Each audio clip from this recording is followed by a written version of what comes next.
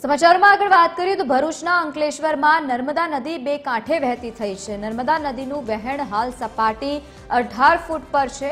હાલ નર્મદા નદીની સપાટીમાં પણ વધારો થયો છે તો બીજી તરફ ડેમની સપાટી 133.2 મીટર પર પહોંચી ગઈ છે। ડેમના 23 દરવાજા ખોલીને 4.36 લાખ ક્યુસેક પાણી છોડાયું છે। નર્મદા અને વડોદરાના 27 જેટલા ગામો હાલ એલર્ટ મોડમાં છે।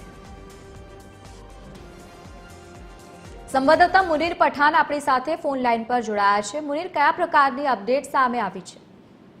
જી લવરીન, ભરૂચ નર્મદા આ સિઝનમાં પ્રથમવાર બે કાંઠે વહી રહી છે અને વોર્નિંગ લેવલથી 4 ફૂટ નીચે છે।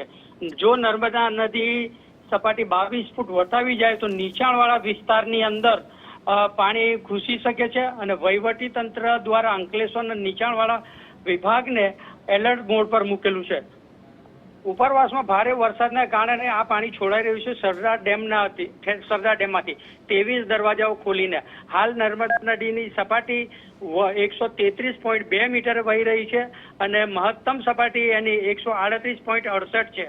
હાલમાં ભરૂચ, નર્મદા અને વડોદરાના 27 ગામોને એલર્ટ મોડ ઉપર રાખ્યું છે અને ભરૂચ વહીવટી તંત્ર પણ એલર્ટ મોડમાં છે। જી લવલીન, બિલકુલ આભાર સમગ્ર માહિતી સાથે જોડાવા બદલ। તો બીજી તરફ જે રીતે હવામાન વિભાગે આગાહી વ્યક્ત કરી હતી તે મુજબ સતત વરસાદી માહોલ પણ જામ્યો છે।